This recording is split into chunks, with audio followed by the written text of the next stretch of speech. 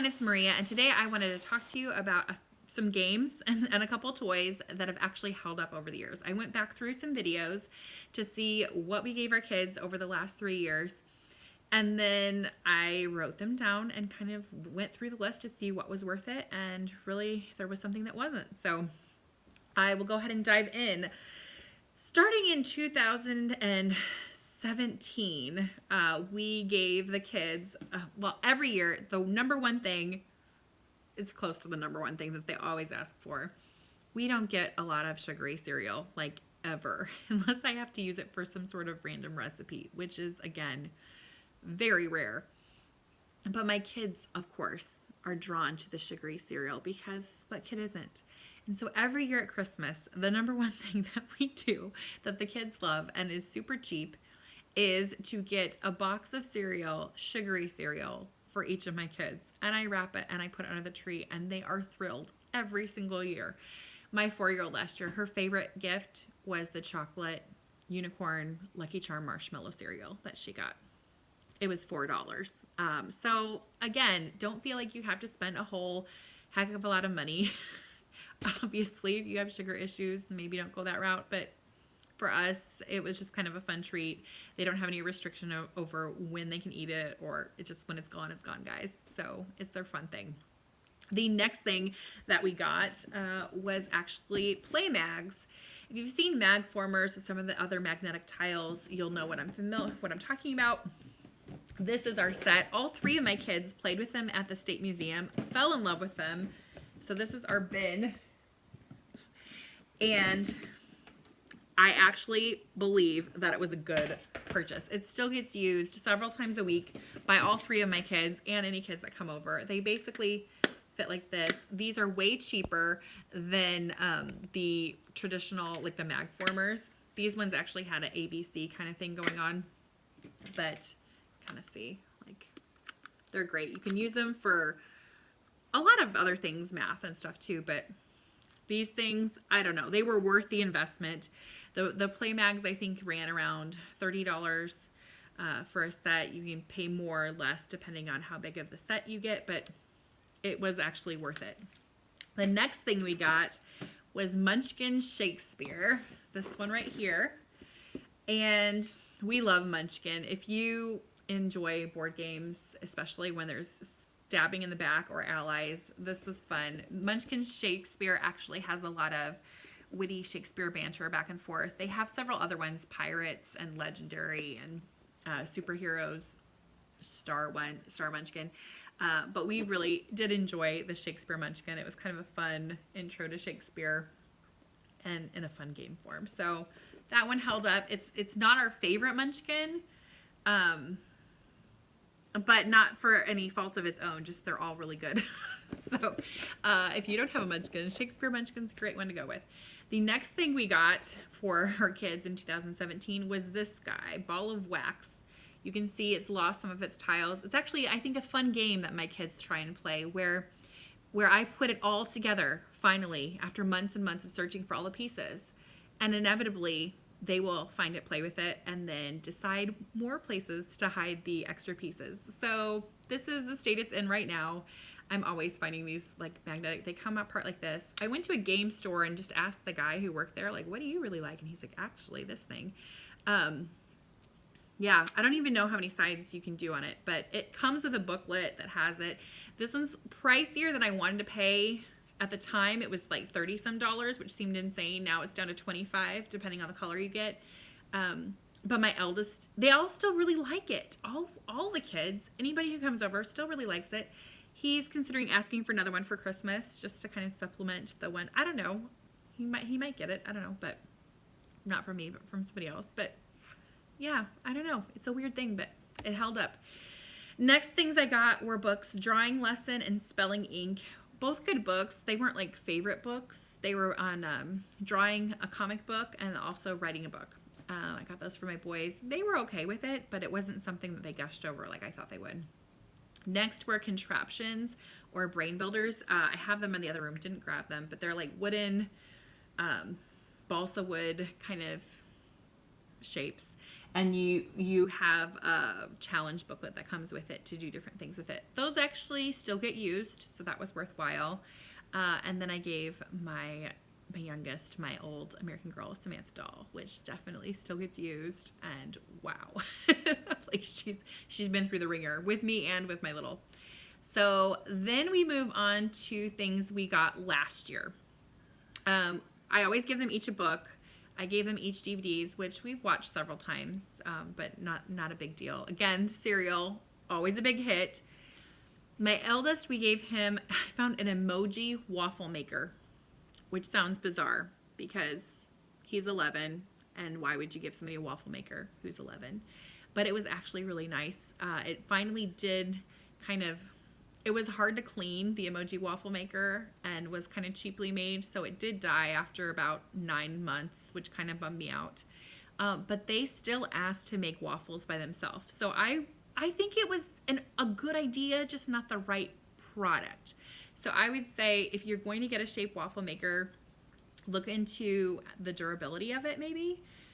But it was actually a good idea. Even my 8-year-old at the time really enjoyed making waffles for us. He felt really self-sufficient. I got him a little waffle mix, like the Kodiak Power Cake one.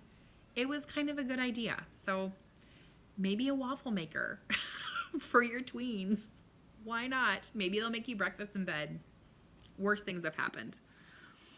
Next, we got Dungeons and Dragons starter game for my middle child, who actually really seriously was all into it. We don't play it as much as we would like, just because it takes a lot of effort for my husband to be the game master guy, but it was worthwhile. Then we got Evolution, which is right here. This game is one of our favorites. We got the flight edition as well, and my middle, who is listening at the window, may or may not be getting the next version of this coming out. That's Oceans, the Kickstarter ad.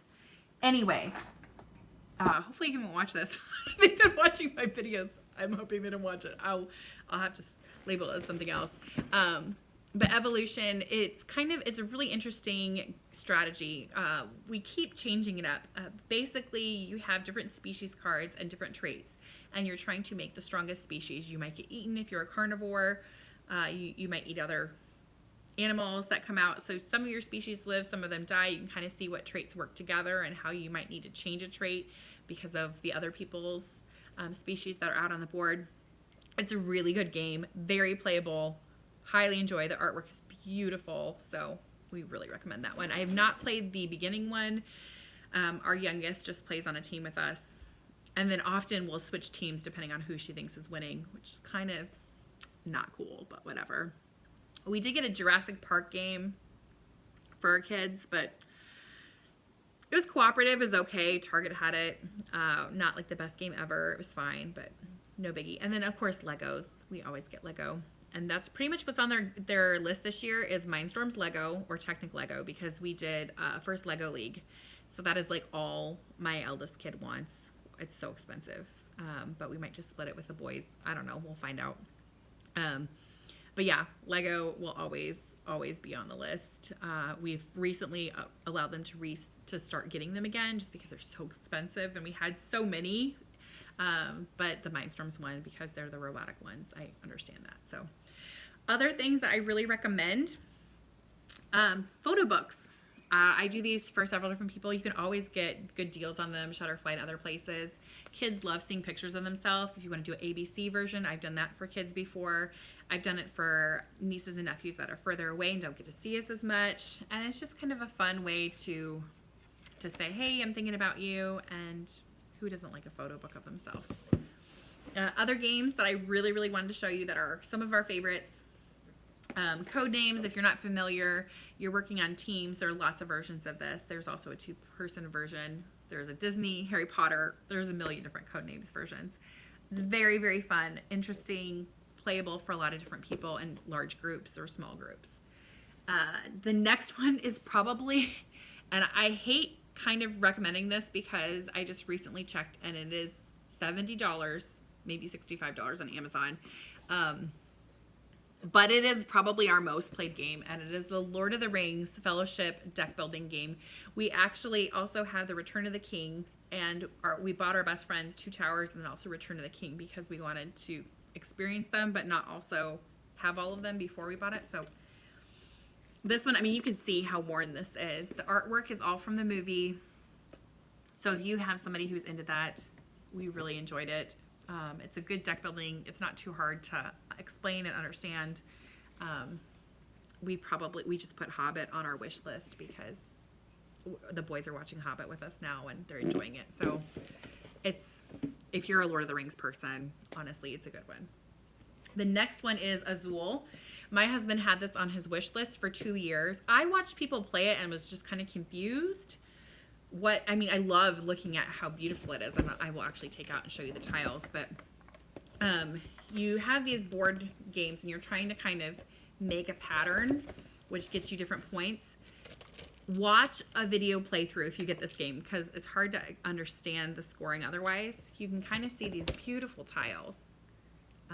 They look like Starburst to me, which makes me want to just serve people Starburst while they're playing it, just to see who eats it. I'm a horrible person, but yeah, Azul, it's very relaxing. Once you understand the scoring, which really isn't complicated once you watch somebody else do it, but once you understand the scoring, it's addictive. You can play this 2-player, no matter what age you are, you can really still kind of play it as long as you have somebody helping you with the scoring. So it's a good game. Really recommend this one. And they have now expansions on it. This one also gets a lot of play, and we got the deluxe version because we heard from people we were going to want the deluxe version if we didn't get it. It has small cards. It's a pass and play game, so you choose what you want and then pass it to the next person. They choose it, and then you kind of score based on what you've decided to go with. Very easy to understand. You can lots of replayability because you can mix up how you do your menus, and it doesn't really require any reading either. You just learn what the cards mean. So this one is good as well because there's no reading required. My brother-in-law is from Mexico. English is his second language. I guess my sister, English is her second language too, but she's had it a little bit longer. So he gets more nervous playing games that is a lot of talking, reading, or whatever on the instructions. So this is really kind of cool. There's lots of expansions, but there's different cards, and you just tell a short sentence or phrase to describe the card, and then it's kind of like apples to apples in that you want somebody to get what you're talking about, but not everybody in this case. So it's fun. Again, you don't need to be able to read to do it, so our almost 5-year-old can do it. Catan Junior. This is the younger version of Catan, and it's actually a really good game. Tweens also like playing it unless their little sister makes them play it too much. So that's a thing that could eventually happen if you're in my family. But we have several kids who come over that actually ask about this game. So Catan Junior, it's a pirate theme. You're not stealing from each other so as much. So it's just a lot. It's less frustrating for people. And then the last 2 I wanted to show you, we have Lost Cities. This is fun. It's a card game for 2, although they do have a board game. Get the card game, way better. And you can play it in pairs. My sister and her husband, and then my husband and I have done that before, and you just take turns. But it has some math to it, but it's pretty simple. Again, with the scoring, you can kind of easily, once you know your numbers up to 10, you're good on this. And this last one, we've also given as gifts several times. Da Vinci's Challenge, and it's just these tiles. This was actually created by Leonardo da Vinci, this tile pattern, and you can kind of see different ones garner you different points. You can kind of see here. It's very fun to play. We've had a lot of people over at our house who've requested it for us to bring to different parties and things like that, so I think it's a good one. Again, no reading involved, just scoring at the end, so it's good for all levels. It's not too scary, not too gamey, so I really recommend those things. I think that is the list of our favorite games, and of course the play mags. Lego, of course, is always going to be on there. The other main thing that I wanted to make sure I recommended, besides the art supplies that I mentioned in my stocking stuffer video, is my mom got a huge cardboard box full of cardboard for my kids a couple years ago, and that held up for months and months. They could make whatever they wanted out of it. You can get lots of box cutters that are safe for kids these days, or cardboard scissors. That was a really great gift and not very expensive, very creative, easily recyclable. So again, if you're looking for something kind of strange and out of the box, that's a good one. So I will talk to you all later.